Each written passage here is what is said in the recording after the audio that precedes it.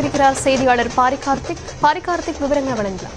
வணக்கம். தமிழ்நாடு முதலமைச்சர் திரு மு.க. ஸ்டாலின் அவர்களுடைய தலைமையில் திமுக சார்பில் சென்னை பெரம்பூர் திருவிக நகர் டான் பாஸ்கோ பள்ளி வளாகத்தில் தற்போது கிறிஸ்துமஸ் பெருவிழா கொண்டாட்டம் கோலாகலமாக கொண்டாடப்பட்டு வருகிறது. இதற்கு பொதுமக்களுக்கு பல்வேறு உதவிகளையும் முதலமைச்சர்கள் வழங்கி வருகிறார். திமுக சார்பில் கொண்டாடப்படும் கிறிஸ்துமஸ் பெருவிழா திருநெல்வேலியை தொடர்ந்து தற்போது சென்னையிலும் நடைபெற்று வருகிறது. அதன் அடிப்படையில் கிட்டத்தட்ட தமிழ்நாடு முதலமைச்சர்கள் தற்போது 3250 கிறிஸ்தவ குடும்பங்களுக்கு பல்வேறு பரிசு பொருட்களை வழங்கி வருகிறார். அதன் அடிப்படையில் ரூபாய் பணம், அவர்களுக்கு தேவையான பேண்ட் ஷர்ட், புடவை உள்ளிட்ட உடைகள், அரிசி 10 கிலோ, பாமாயில் 1 கிலோ, சர்க்கரை 1 கிலோ, தோரம்பருப்பு 1/2 கிலோ, மைதா 1/2 கிலோ, அதே போல சிறுபருப்பு 1/2 கிலோ, உப்பு 1 கிலோ, மிளகாய்த்தூள், மஞ்சள் தூள், சேமியா உள்ளிட்ட பல்வேறு மளிகை பொருட்களும் அதே போல அவர்களுக்கு தேவையான உடைகளையும் முதலமைச்சர்கள் தொகுப்பாக திமுக சார்பில் வழங்கி வருகிறார்.